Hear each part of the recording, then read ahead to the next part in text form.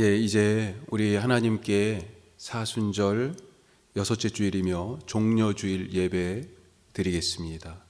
마음과 생각과 뜻을 하나님을 향하여 집중하시고 오직 주의 십자가만 바라보시길 바랍니다.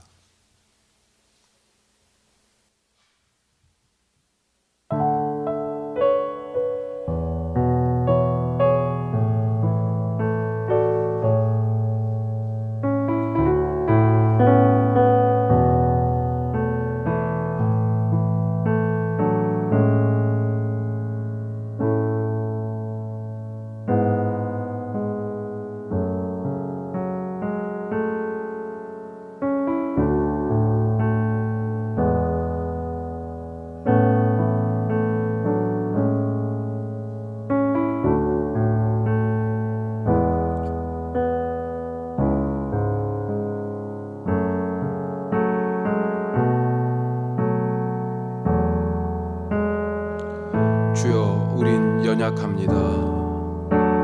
주여, 우린 연약합니다. 우린 오늘을 힘겨워합니다. 주 뜻 이루며 살기에 부족합니다. 우린 연약합니다. 주여, 우린 넘어집니다. 오늘 하루 또 실수합니다. 주의 긍휼을 구하네 죄인입니다. 주만 바라봅니다. 한없는 주님의 은혜 온 세상 위에 넘칩니다. 가릴 수 없는 주 영광 온 땅 위에 충만합니다. 주님만 이기리오니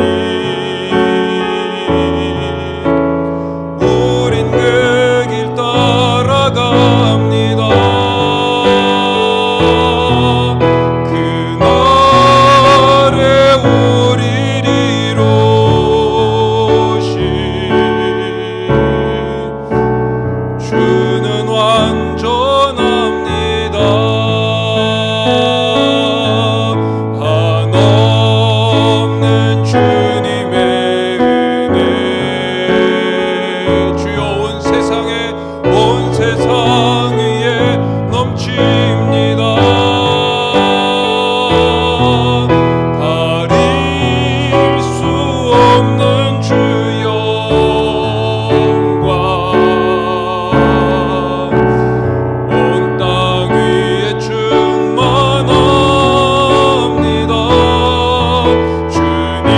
주님만 이기리오니 우린 그 길 따라갑니다. 그날에 우리를 이루신 주는 완전합니다.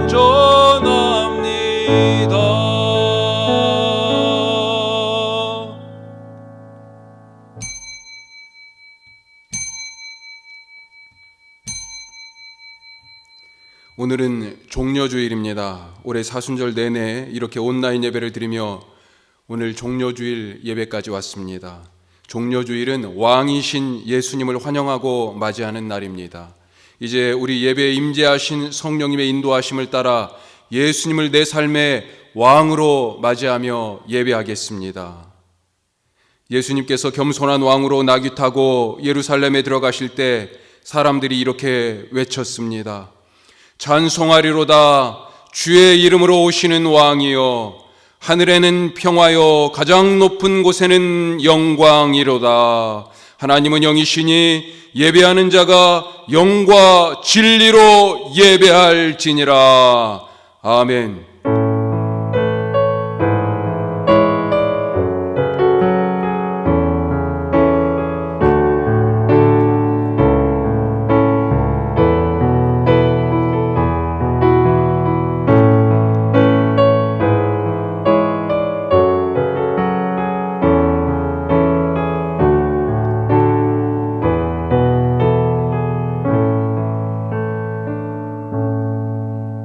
그렇습니다. 주님, 우리는 연약합니다. 오늘이 힘겹습니다.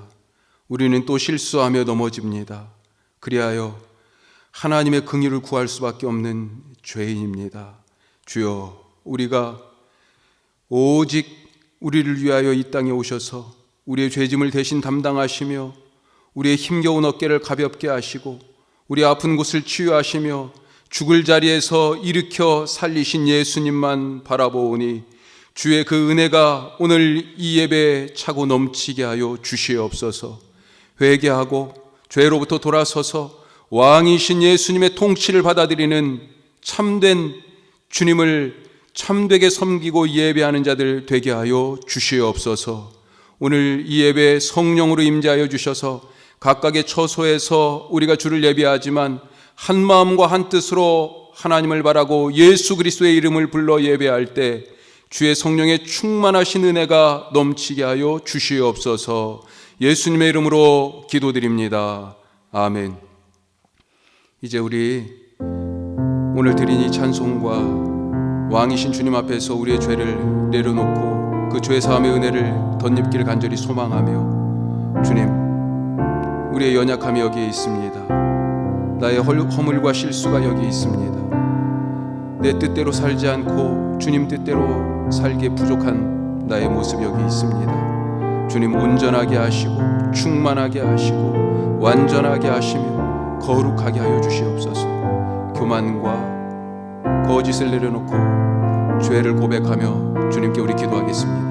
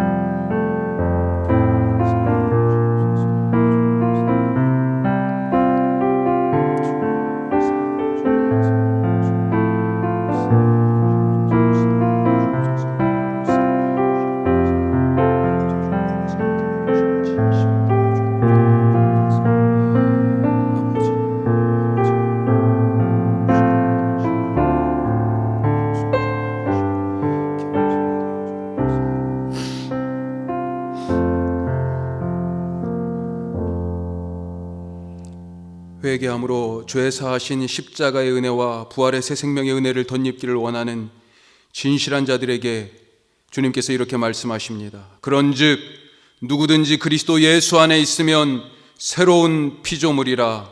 이전 것은 지나갔으니 보라, 새 것이 되었도다. 아멘. 이제 우리에게 주신 은혜를 따라 한마음 한믿음으로 우리의 신앙을 고백하겠습니다. 나는 전능하신 아버지 하나님 천지의 창조주를 믿습니다. 나는 그의 유일하신 아들 우리 주 예수 그리스도를 믿습니다.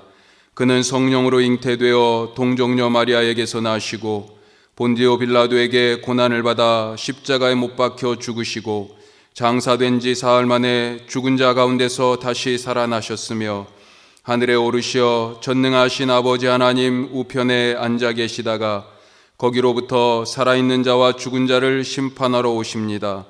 나는 성령을 믿으며 거룩한 공교회와 성도의 교제와 죄를 용서받는 것과 몸의 부활과 영생을 믿습니다. 아멘. 268장 찬송입니다.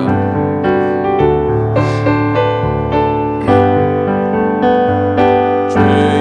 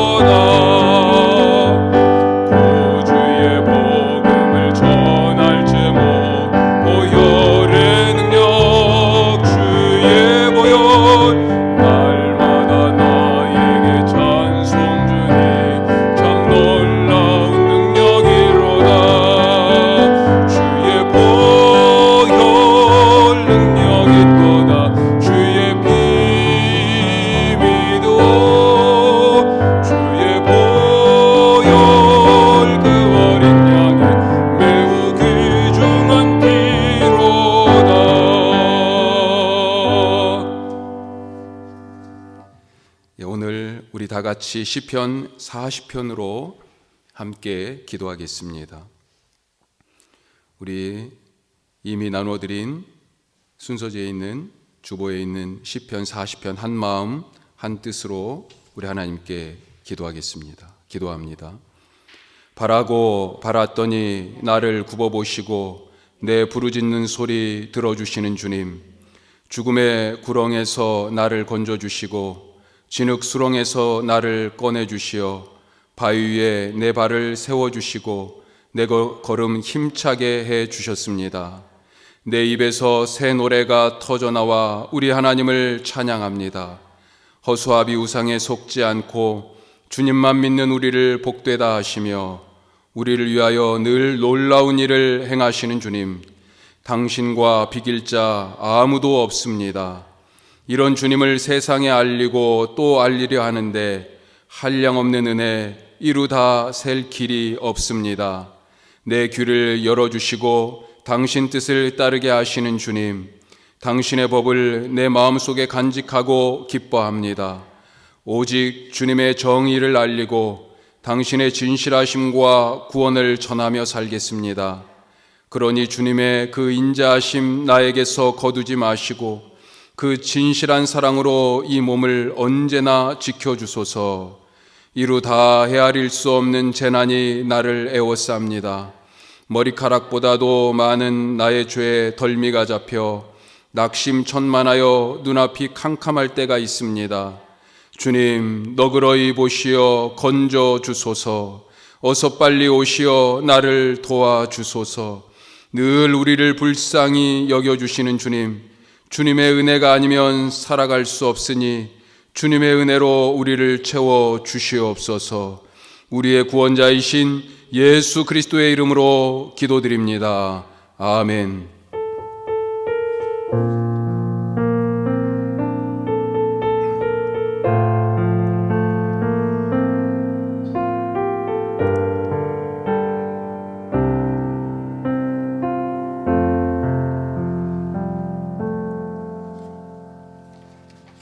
할렐루야. 한 주간 평안하셨습니까? 하나님과 함께 하셨습니까? 말씀도 많이 읽으셨어요? 예. 하나님의 평화가 여러분의 삶에 가득하기를 간절히 바랍니다. 아멘. 우리 서로 가족끼리 축복합시다. 하나님의 사랑과 평화가 여러분의 가정에 아빠에게, 엄마에게, 딸에게, 아들에게, 언니에게, 동생에게 가득하기를 축복합니다. 예, 특별히 우리 교회 학교 우리 어린이들 잘 지내고 있죠? 보고 싶어요, 목사님이. 예, 건강하게 잘 지내고 정말 하나님이 주시는 힘으로 이 시간들을 잘 이겨나가실 수 있기를 바랍니다. 오늘 종려주일입니다. 사순절 6번째 주일이고 또 이번 주일은 이번 주간은 고난주간이에요. 그래서 원래 우리가 고난주간 특별 새벽기도도 하기로 했었는데 하기 어려울 것 같습니다. 종려주일은 예수님이 왕이 되셔서 예루살렘에 들어오시는 날을 기념한 때예요. 우리의 삶에 예수님이 왕으로 오셔서 우리를 다스려 주시고 우리 아픈 곳을 치료하시고 회복하시는 놀라운 은혜가 경험되는 한 주 되시기를 간절히 바랍니다.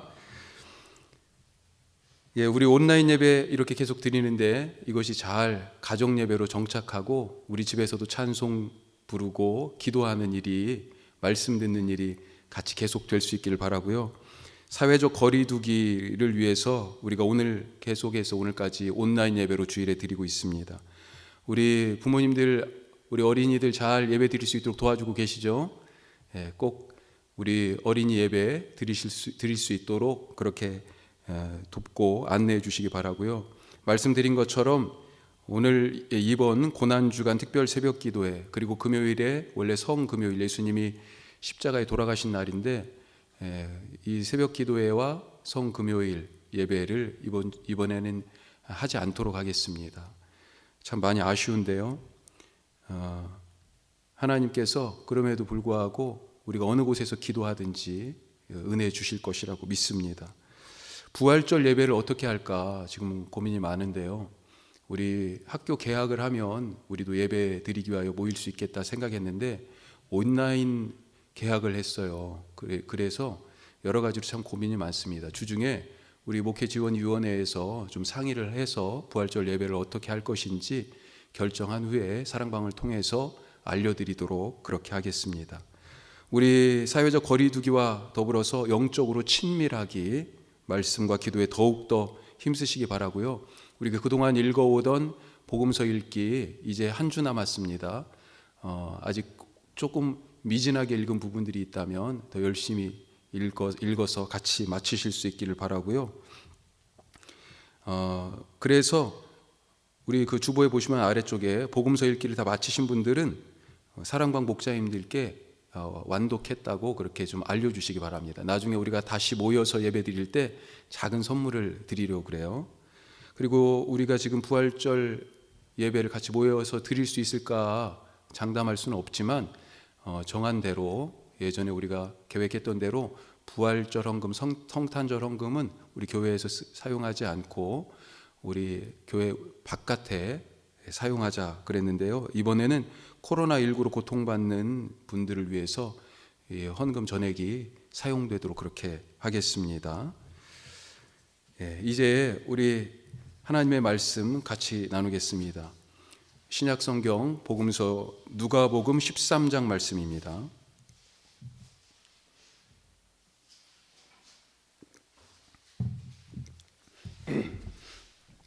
누가복음 제가 가진 성경 117페이지 누가복음 13장 1절에서 9절까지의 말씀입니다. 다 찾으셨죠? 우리 같이 한 목소리로 9절까지 말씀을 읽겠습니다. 그때 마침 두어 사람이 와서 빌라도가 어떤 갈릴리 사람들의 피를 그들의 제물에 섞은 일로 예수께 아뢰니 대답하여 이르시되 너희는 이 갈릴리 사람들이 이같이 해 받음으로 다른 모든 갈릴리 사람보다 죄가 더 있는 줄 아느냐? 너희에게 이르노니 아니라. 너희도 만일 회개하지 아니하면 다 이와 같이 망하리라. 또 실로암에서 망대가 무너져 치어 죽은 18사람이 예루살렘에 거한 다른 모든 사람보다 죄가 더 있는 줄 아느냐? 너희에게 이르노니 아니라. 너희도 만일 회개하지 아니하면 다 이와 같이 망하리라. 이에 비유로 말씀하시되 한 사람이 포도원에 무화과 나무를 심은 것이 있더니 와서 그 열매를 구하였으나 얻지 못한지라. 포도원 지기에게 이르되 내가 3년을 와서 이 무화과 나무에서 열매를 구하되 얻지 못하니 찍어버리라. 어찌 땅만 버리게 하겠느냐? 대답하여 이르되 주인이여 금년에도 그대로 두소서. 내가 두루 파고 거름을 줄이니 이후에 만일 열매가 열면 좋거니와 그렇지 않으면 찍어버리소서 하였다 하시니라. 아멘. 우리 온 인류가 한 번도 가보지 않은 길을 지금 걸어가고 있습니다. 지금 코로나19로 인한 상황이 노아의 홍수 때와 같은 전 지구적 심판처럼 느껴집니다. 아마존 오지의 원주민들도 코로나에 감염됐다는 얘기를 들었어요. 기저질환을 가진 분들이 먼저 누구보다도 위험하고 또 노인분들에게 취약한 부분이 있지만 이 코로나19는요 아이도 어른도 부자도 가난한 사람도 남자도 여자도 기독교인도 신천지인도 종교를 가지고 있거나 무신론자이거나 상관없이 어느 대륙의 어느 인종으로 어떻게 지금 살아가고 있든지 이 시대를 살고 있는 지구상의 모든 사람들에게 지금 피할 수 없는 큰 재앙으로 다가오고 있습니다. 무차별적입니다. 토요일 오전 기준으로 전 세계 확진자가 100만을 넘었습니다. 그 중에 5만 8천 명이 넘게 죽어서 치사율이 세계적으로 5.37%예요. 우리나라는 그나마 감사하게도 44만 명을 검사해서 그 중에 확진자가 1만 명이 지금 넘어갔고 그리고 174명이 사망해서 치사율이 1.7%를 조금 넘었습니다. 세상 처음에 하나님께서 물로 심판하셨었죠. 그 심판의 물이 세상을 덮었었는데 지금은 바이러스가 세상을 덮고 있습니다. 21세기판 노아의 홍수 같다. 생각합니다. 일상의 풍경이 변했습니다. 학교가 휴교하고요. 상당수의 공장이 멈췄고 경제 활동이 위축되고 웬만한 일들이 중지됐습니다. 올림픽이 연기됐어요. 각종 스포츠 이벤트나 공연 다 취소됐습니다. 불안한 사람들이 앞날을 걱정하면서 마구 사재기를 하기도 합니다. 자, 그런데 각국이 이렇게 사회적 거리 두기를 강도 높게 시행하면서 지구 하늘이 맑아졌다는 거예요. 인공위성에서 보니까 지구가 깨끗해졌어요. 예전보다. 중국과 유럽의 하늘이 깨끗해졌습니다. 가장 많은 사망자가 있는 이탈리아에서는요, 베네치아의 관광객들이 줄어가지고 운하가 맑아져서 물고기 떼가 나타나고 심지어는 돌고래도 보인다는 거예요. 더 나아가서요, 중동에서는요, 전쟁이 그쳤습니다. 결국은 우리 인간들이 문제였던 것입니다. 사람들이 그 하던 일을 멈추니 세상이 잘 돌아갑니다. 제자리를 찾아가고 있어요. 아시다시피 이번 코로나19는 두 가지 특별한 특징을 가집니다. 하나는 강한 전염력이에요. 확진자하고 아주 사소한 접촉밖에 안 했는데도 불구하고 잠깐 엘리베이터 같이 탔는데 잠깐 그 공간에 잠깐 같이 있었는데 그런데 감염이 됩니다. 또 한 가지는 무증상 감염자가 있다는 거예요. 증상이 없으니까 바이러스를 가지고도 자기가 걸린 줄도 모르고 또 그 바이러스를 가지고 다니면서 다른 사람에게도 그 바이러스를 옮기는 거죠. 이것이 영적으로는 죄하고 그 성질이 유사하게 보입니다. 죄도 눈에 보이지 않아요. 잘 안 보이죠. 하지만 죄를 가진 사람을 죽게 만듭니다. 죄는 강한 전염력을 가지고 있어요. 코로나는 주로 비말을 통해 가지고 전염해서 우리가 마스크를 이렇게 처음부터 끼자 사용하자 그랬었는데, 그런데 죄는 어때요? 잠깐 보는 것, 잠깐 듣는 것 가지고도요 생각과 마음속에 파고듭니다. 또 죄는요 증상이 없습니다. 죄를 짓는다고 당장 눈에 보이는 이 몸이 죽지가 않아요. 처음 사람 아담과 하와가 죄를 짓고 죽음에 떨어졌죠. 하지만 그들의 육체는 그대로였습니다. 그래서 사람들이 착각합니다. 죄의 심각성을 깨닫지 못해요. 영이 죽은 것을 모릅니다. 내가 이렇게 멀쩡하게 살아있는데 그렇게만 생각하는 거죠. 실상은 영이 죽었는데요. 영이 죽었으니 그는 하나님을 알 수도 없고 하나님을 사랑할 수도 없고 하나님께 예배할 수도 없는 것입니다. 지난주에 우리가 참된 예배에 대한 말씀을 사마리아 여인과 예수님의 만남을 통해서 같이 나눴었어요. 예수님은 영과 진리로 예배하라고 그렇게 가르쳐 주셨습니다. 자, 여기서 영은 성령을 말합니다. 성령, 하나님의 영이죠. 에덴에서 사람을 만드시고 그에게 하나님이 자기 영, 이 성령님을 불어넣으셔서 생명이 되게 하셨다. 곧 살아있는 존재가 되게 하셨다 하는 것입니다. 그 영 때문에, 하나님이 불어넣으신 당신의 영 때문에 사람들이요 하나님을 창조주로 알아보고 저분이 나를 지으셨구나, 하나님을 사랑하게 되고 하나님과 교제하고 하나님을 예배하며 하나님과 함께 그 동산에서 살게 된 것입니다. 이것이 다 하나님의 영 때문에 가능한 거였어요. 자, 그런데 불순종과 교만으로 죄를 지었습니다. 하나님처럼 될 수 있다, 이런 유혹에 욕심이 확 들어가 가지고요 이 유혹에 넘어가서 선악과를 먹고 영이 죽었어요. 범죄함으로.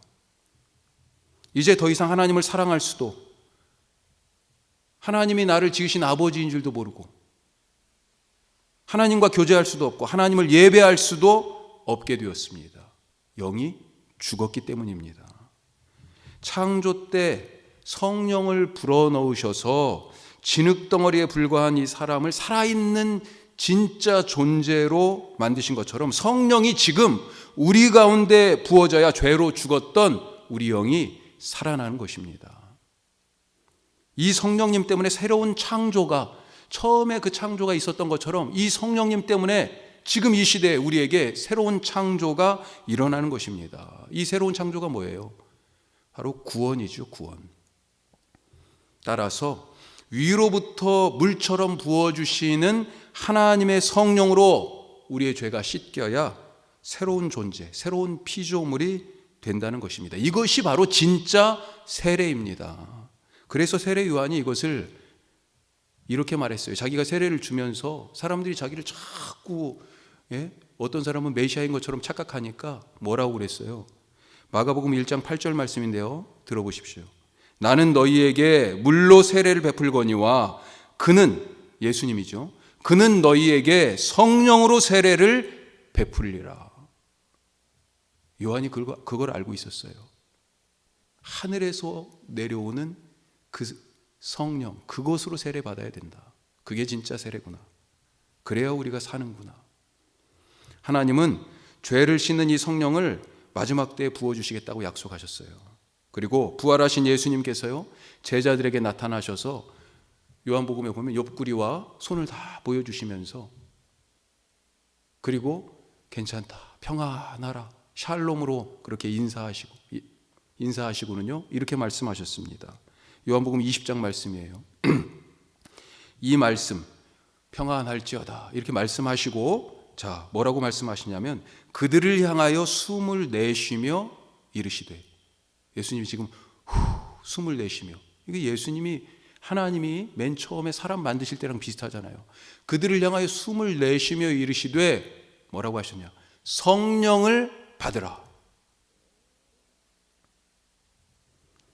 우리는 지금 전 세계를 공포로 몰아넣는 코로나 사태를 통해서 우리가 지은 죄의 결과의 일부를 지금 보고 있습니다. 끔찍해요. 예수님은 마지막 때 심판에 대해서 이렇게 말씀하셨습니다. 누가복음 21장 말씀인데요, 이 날은 온 지구상에 거하는 모든 사람에게 임하리라. 한 사람도 이 심판에서, 이 마지막 때를 피해갈 자가 없어요. 하지만 하나님은 이 심판 너머에 당신을 믿는 자들을 위하여 영원한 나라, 하나님 나라를 준비해 놓으셨습니다. 그 나라를 예수님이 가져오셨어요. 십자가의 죽음으로 죄를 용서하시고 성령을 물처럼 위에서부터 부어주셔서 죄를 씻어서 새 사람 되어서 이 하나님 나라, 영원한 나라에 들어가게 하십니다. 우리가 어떻게 해야 할까요? 이제 우리가 어떻게 해야 하겠습니까? 예수님이 그 길을 가르쳐 주십니다. 회개하라, 회개하라, 천국이 가까이 왔느니라. 그 준비하신 하나님의 나라에 들어가기 위하여, 이 죄와 상관없는 그 의와 생명의 나라에 들어가기 위하여 회개하라, 그렇게 말씀하고 계세요. 오늘 말씀도요, 회개에 대한 말씀이에요. 회개 없는 삶의 심각성을 말씀하십니다. 먼저 5절까지 두 가지 이야기가 있습니다. 역사적인 사건인데, 하나는 빌라도가 갈릴리 사람들의 피를 그들의 제물에 섞었다라고 하는 일이에요. 또 하나는 예루살렘 남동쪽 성벽에 실로암 목가 근처에 망대, 탑이 하나 있었는데 그것이 무너져서 18명이 갑작스럽게 죽은 그런 비극적인 사건, 이 두 가지를 얘기하고 있습니다. 유대 역사가 요세푸스의 글에 보면 빌라도가, 사마리아 사람들은 그리심산 가서 주로 예배드렸다고 그랬잖아요. 그리심산에 예배하러 올라가던 사마리아인들을 대량 학살한 그런 기록이 있어요. 그것처럼 오늘 이 말씀도 생각해 보면 빌라도가 예루살렘 성전에서 희생제사를 드리던 갈릴리 사람들을 무참히 학살했다라고 하는 것이에요. 자, 이 예루살렘 성전에서 있었던 이 비극적인 일과 실로암 망대가 무너져서 18명이나 죽었던 이 사건, 이것이 각자 별개의 사건처럼 그렇게 대부분은 생각합니다. 하지만 어떤 사람들은 또 두 사건이 연결되어 있다, 이렇게 보는 사람도 있어요. 예루살렘은 도시잖아요. 물이 중요했습니다. 지금도 상하수도 시설이 도시의 기반 시설이잖아요. 히스기야 왕 때는 외적의 침입, 그때는 아수르의 사네립이 침입했을 때 물을 보호하려고 또 애썼어요. 그래서 히스기야는 바깥에 기온샘에서부터 쭉 오는 물을 실로암, 연못, 또 그렇게 해가지고 성 안으로 들이는 수로를 만드는 그런 일들도 했습니다. 자, 빌라도가요, 예루살렘의 물 문제를 해결하기 위해서 실로암 연못을 정비하고 망대를 그 근처에 쌓고 또 수로를 만드는 그런 일들을 했었다는 겁니다. 자, 그런데 이런 일종의 토목공사잖아요. 뭐가 필요합니까? 이런 일을 하려면 돈이 있어야 되죠. 돈이, 예산이 있어야 됩니다. 어디에서 이 재정을 마련할까 보니까 성전에 돈이 쌓여 있는 거예요. 성전세를 유대인들은 꼭 내게 돼 있잖아요.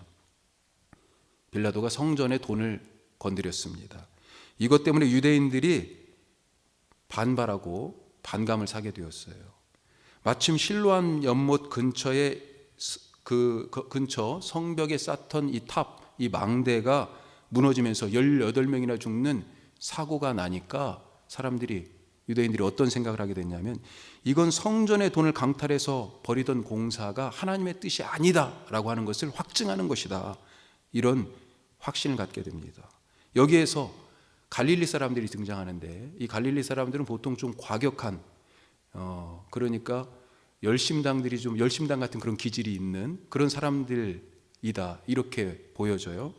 이 과격한 갈릴리 사람들이 예루살렘 성전에서 빌라도를 반대하는 일종의 시위를 준비하고 있었는데 이것이 발각되는 거예요.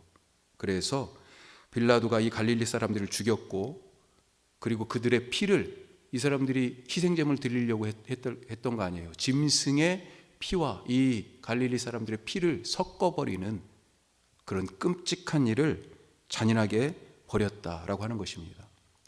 자, 그런데 오늘 말씀은 이런 사건들이 갖는 의미를 밝히려는 것이 아니에요.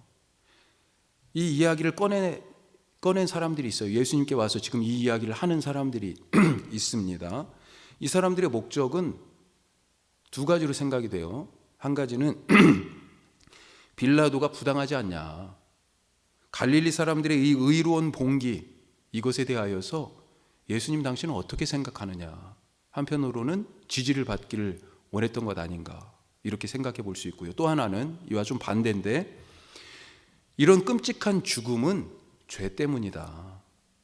무슨 죄 때문이냐, 그거 당신 알고 있는가? 라고 질문하는 것이다, 이렇게 여겨집니다.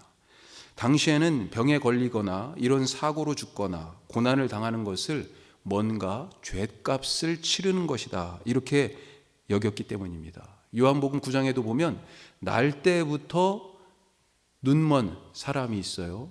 이 사람을 보면서 예수님에게 이 사람이 이렇게 날 때부터 안 못 보는 것이 누구의 죄 때문인가요? 라고 묻는 장면이 나오는데, 이게 바로 유대인들이 가지고 있던 죄에 대한 인과응보의 사고방식 때문에 그렇다는 것입니다.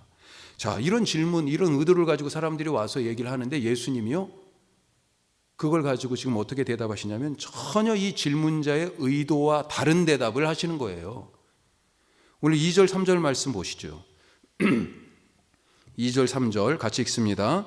대답하여 이르시되 이 갈릴리 사람들이 이같이 해 받음으로 다른 모든 갈릴리 사람보다 죄가 더 있는 줄 아느냐?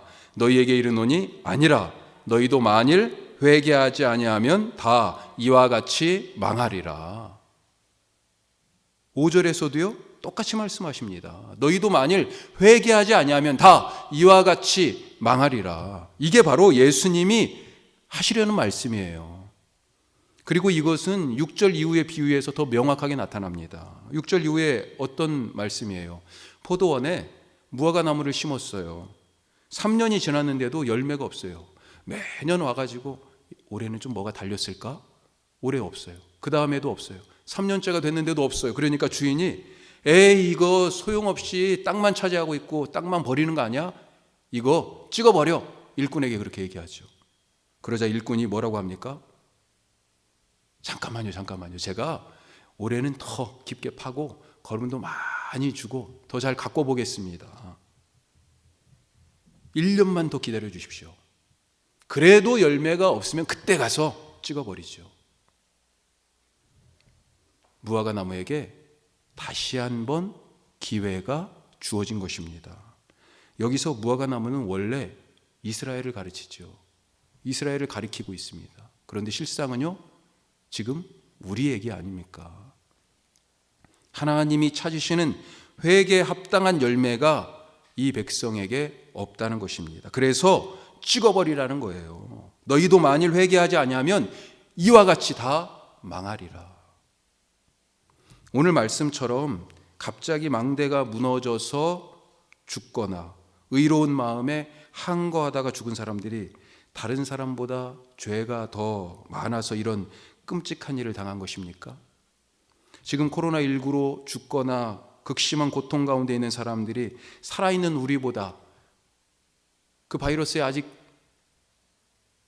바이러스로부터 안전한, 병에 걸리지 않은 그런 우리보다 그들이 더 죄가 많아서 그런 게 아니잖아요. 만일 죄 때문에 이런 일을 당한다면 우리는 죄가 없어서 멀쩡히 살아있는 것입니까? 죄가 가득한 세상의 마지막을 보여주시는 것입니다. 죄를 가지고는 인생에 아무런 열매도 없고 구원도 없고 하나님 나라에 들어갈 수도 없고 참된 예배를 드릴 수도 없다는 것입니다. 우리가 지금 살아있는 것은 하나님의 자비하심 때문에 아니겠습니까? 하나님은 우리에게 회개할 기회를 한 번 더 주고 계시는 것입니다.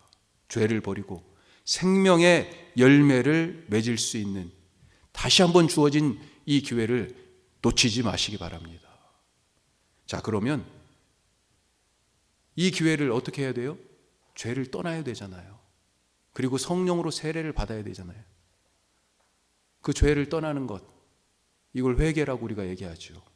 회개가 무엇입니까? 이게 지금 우리에게 절실한데 성경에서 예수님이 아주 좋은 예를 들어서 말씀해 주고 계십니다. 자기 인생 살겠다고 아버지 유산 받아서 집 나갔던 탕자 이야기, 아주 좋은 예예요. 누가복음 15장, 우리가 13장 지금 말씀 읽었는데 15장, 두어 장 넘기셔서 15장을 펴십시오. 누가복음 15장.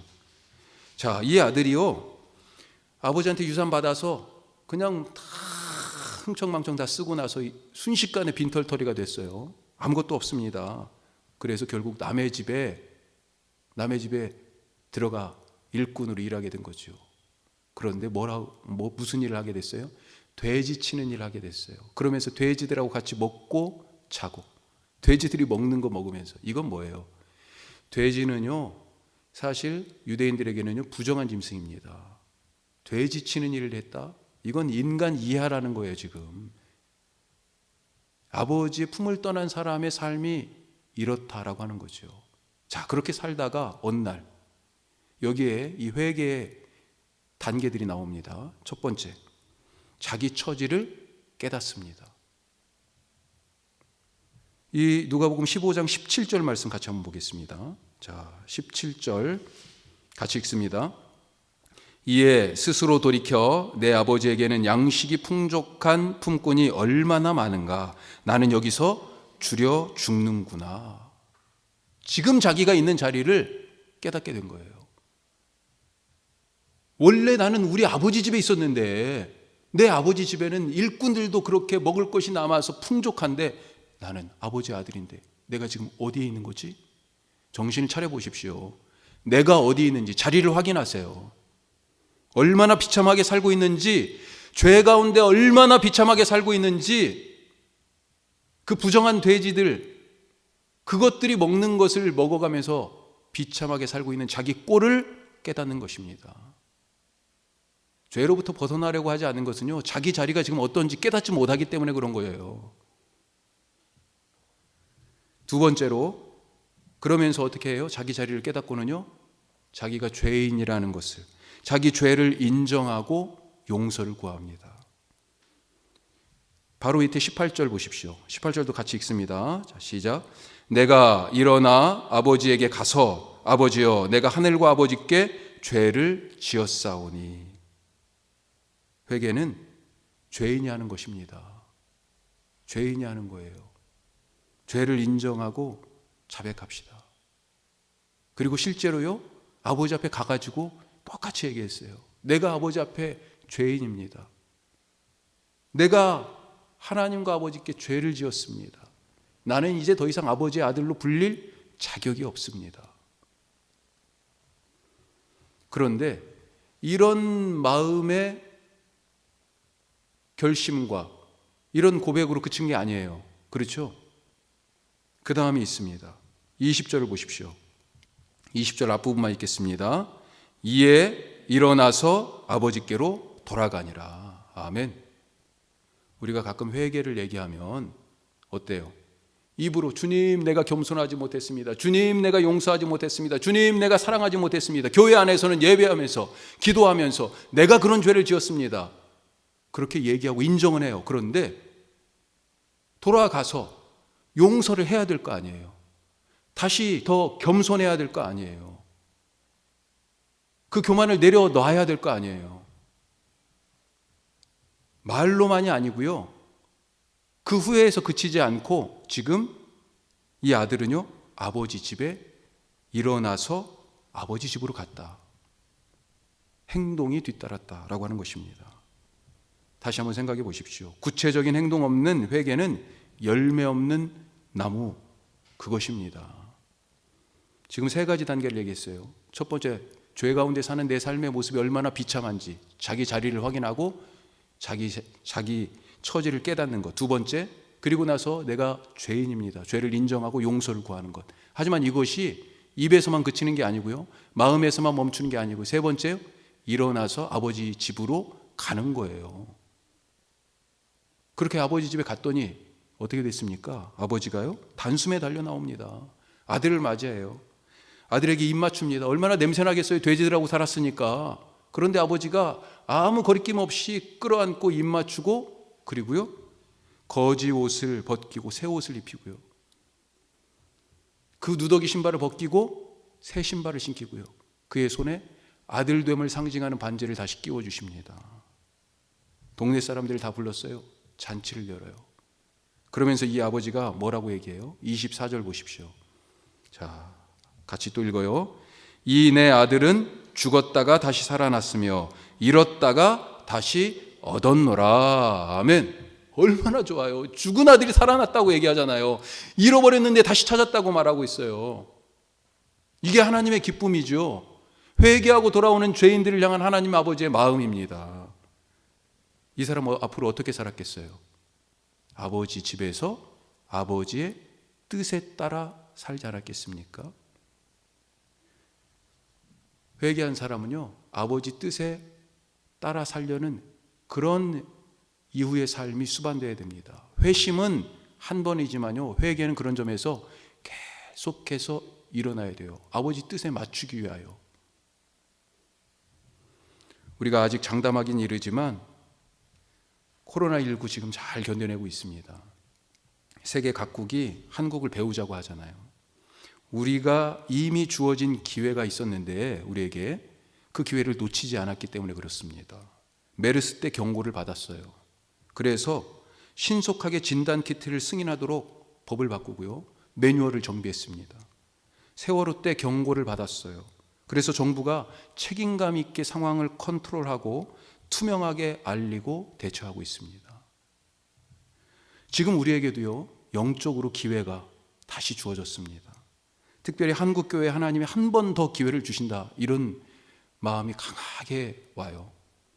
이 기회를 놓치고 회개하지 않으면 오늘 예수님 말씀처럼 다 그렇게 망하게 됩니다.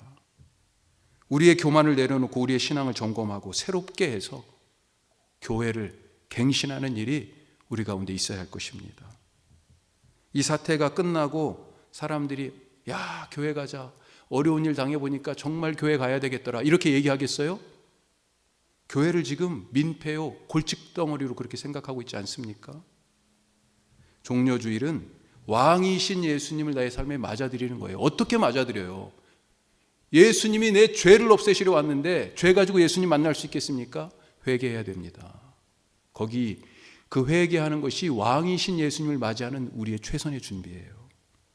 예수님이 가져오신 하나님 나라가 우리 눈앞에 있습니다. 그분의 그 십자가의 죄사함이 지금 우리 앞에 놓여져 있어요. 지금이 마지막 교회입니다. 위로부터 물처럼 부어주시는 성령으로 죄를 씻고 회개함으로 생명의 열매를 맺는 우리 모두가 되시기를 주님의 이름으로 부탁하고 축복합니다. 기도하겠습니다. 하나님 아버지, 우리가 그렇게 죄인입니다. 우리가 죄 가운데 그 부정한 돼지우리에서 살면서 돼지가 먹는 것을 먹고 살면서도 그 처지를 깨닫지 못하고 있는 것은 아닌지요. 세상에 가득한 코로나를 보면서 죄의 심각성을 깨닫게 하여 주시고 우리도 만일 회개하지 아니하면 다 이와 같이 망하리라 말씀하신 예수님의 그 말씀 가슴속에 새기며 우리에게 한 번 더 주어진 이 기회를 단단하게 붙잡고 철저하게 회개하고 돌아서 성령으로 위에서 부어주시는 그 은혜를 덧입어서 하나님 뜻 이루며 주께서 원하시는 믿음과 생명의 열매 맺는 우리 모두 되게 하여 주시옵소서. 한국교회 불쌍히 여겨주시고 살려주시옵소서. 온 땅을 주님 치료하여 주시고 회복시켜 주시옵소서. 예수님의 이름으로 기도드립니다. 아멘.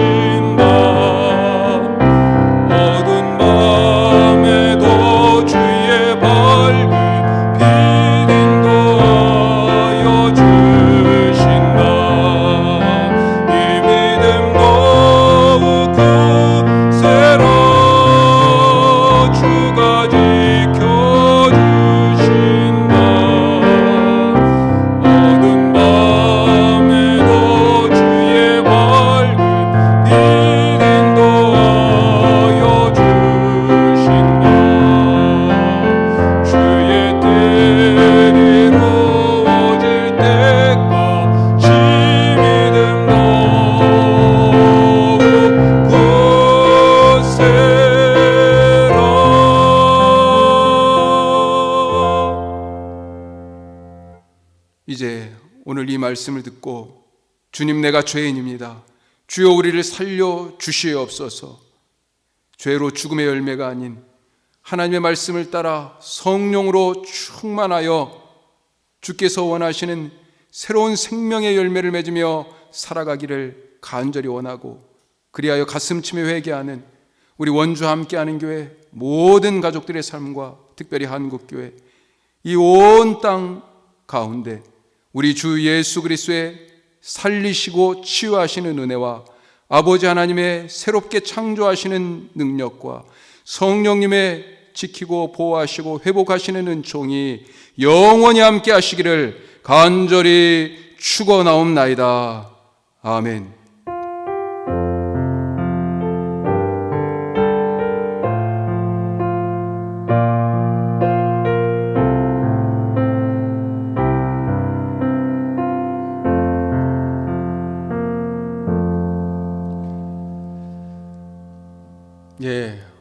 우리 내일부터 고난주간이에요. 예수님 그 십자가의 길을 같이 따라가는 마음으로 오늘 들은 말씀처럼 내 삶에서 내려놓고 버리고 돌아설 일이 무엇인지 하나씩 하나씩 살피실 수 있기를 바랍니다. 한 주간도 주님이 주시는 은혜로 힘이 넘치시고, 우리가 이렇게 활동폭이 좀 좁아진 것 같지만 마음은 더욱더 활발하고 그렇게 새 힘이 솟는 한 주 되시기를 주님의 이름으로 축복합니다.